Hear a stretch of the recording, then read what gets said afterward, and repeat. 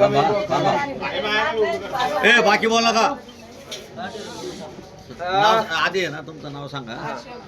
मी अशोक गिरी, माजी नगरसेवक साक्री, भटके उमुक्त हक्क परिषद उत्तर महाराष्ट्र शिवसेना संपर्क प्रमुख. इथं पिंपळनेर इथं घोडेमाल इथं माझ्या भाषाची मुलीचं लग्न होता. विजू गोसावी त्याची मुलीचं लग्न होता. त्यांनी पत्रिका दिली. मुलगी पिंपळनेरची मुलगी सोनगडला दिलेली आहे. तर सोनगडला दिलेली आहे तर सोनगडवाल्यांचे जरा वागणूक त्यांचे जे आहे ना राहणीमान सर्व आहे ना ते लोकांना कोणाला बी भांडतात.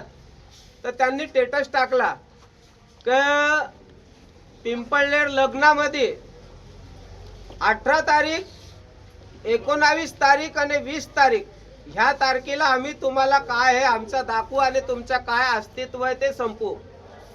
तर मी रात्री मुंबईला होतो. मुंबईहून येताना 11 वाजता पिंपळनेर इथं माझ्या भाषाकडे गेलो. म्हटलं भाऊ हे लोक असे स्टेटस टाकताय तर स्टेटस टाकताय म्हटलं तर तुझ्या घरात लग्न आहे म्हटलं तर लग्नात भांडण व्हायला नको म्हटलं तर तू तिथला नवरदेव आहे त्यांना सांगून काही समजून दे ग जेणेकरून भांडणं होणार नाही. पण तरी माझ्या मनात धाक होता. माझ्या मनात धाक असताना म्हणे मामा म्हणे तसं काय होणार नाही तुम्ही या बिंदास म्हणे. आज साखरपुडा आहे म्हणे, रात्री हळदी आणि उद्याचं लग्न आहे म्हणे तुम्ही यात. म्हटलं बघा. तरी मी जयू अण्णाला सोबत घेतला. जयू अण्णाला साक्रीहून निघताना साखरपुड्याला निघताना जयू अण्णाला सोबत घेतला आणि साक्री पिंपळनेर पोलीस स्टेशनला गेलो की जेणेकरून माझ्या मनात धाक होता की भांडणं होतील. कोणाच्या लग्नात जर भांडणं झाले तर त्याच्या ते भांडणामुळे कोणाच्या लग्नाचं नुकसान व्हायला नको म्हणून आपण पोलीस स्टेशनला जाऊन हे व्हिडिओ वगैरे. तर त्यांनी जेवढे स्टेटस टाकलेले होते ते स्टेटस मी तिथं दाखवले. पण अण्णांनी साहेबांना फोन केला. अण्णांनी साहेबांना फोन केला असताना साहेब आज शिवजयंती छत्रपती शिवजयंती असल्यामुळं साहेब कार्यक्रमाला होते. तर अण्णा बोलले भाऊ म्हणे एक काम करू आपण संध्याकाळी म्हणे तिथं जाऊ म्हणे आणि साहेबांशी भेटून घेऊ. आता म्हणे ते नवरीवाल्याच्या बापाला भेटून येऊन जात. आम्ही तिथं भेटायला गेले तर ऑलरेडी ते तिथं आलेलेच होते चक्कू वगैरे घेऊन खिशातून सर्व. जसे आम्ही गेलो बसायला गेलो तिथं बोलायला गेलो तर बोलताना आम्ही बोललो म्हटलं भाऊ असे स्टेटस का बरं ठेवता कोणाचं लग्न होऊ द्या असं तसा. त्यांनी मागं पुढं विचार केलाच नाही. माझा भाऊ आहे माझ्यापेक्षा लहान सुरेश गिरी, सुकडूगिरी गोसावी त्याला डायरेक्ट मारून टाकला. जेव्हा त्याच्यावर सुटलं तर तिथं देवेंद्र ज्ञानेश्वर पवार गेला त्याला बी घाव मारला. सुरेश गिरीचा पोरगा गेला त्याला बी घाव मारला. सुरेश गिरीचा भाषा गेला सागर गोसावी त्याला बी घाव मारला आणि माझा पोरगा गेला त्याला बी घाव मारला. त्या लोकांनी प्लॅन वाईज हे घटना घडवली आहे. आम्ही पत्रकार बंधूंना आणि प्रशासन आणि शासनाला विनंती करतो जर ह्या लोकांना कमीत कमी 5-6 लोक आहेत त्यांचे नाव सांगतो मी तुम्हाला.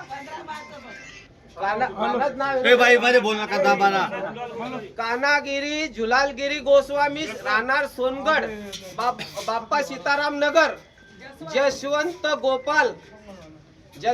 गोपाल गोस्वामी राहणार सोनगड, जतीलाल त्याच्यानंतर अनिलगिरी हटुगिरी गोस्वामी सोनगड, त्याच्यानंतर सोनूगिरी गोस्वामी सोनगड, विजूगिरी हटुगिरी सोनगड गोस्वामी आणि कमलेशगिरी शंभूगिरी गोस्वामी सोनगड. अजून काय बाकी त्यांचे नाव माहिती नाहीये. काय असले तर आम्ही नाव तुम्हाला कळवू. परशु शंभू गोसावी या लोकांनी मिळून पूर्णपणे प्लॅन वाईज या आमच्यावर अत्याचार केलेला आहे. याच्यापूर्वी माझ्यावर बी सोनगडमध्ये एक वेळा कार्यक्रमात मला तिथून त्यांनी पळवलं आहे. पण मी एक सामान्य कार्यकर्ता असून मला समजतं म्हणून मी माझा निघून आलो. त्यांच्या काय नादी लागलो नाही. त्यांच्या हे कारण नेहमी त्यांच्या असतं. पण ते झालं.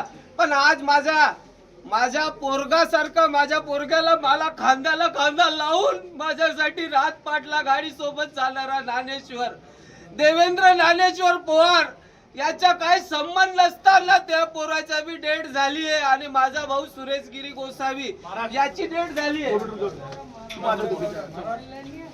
नंतर घ्या बाईट घ्या.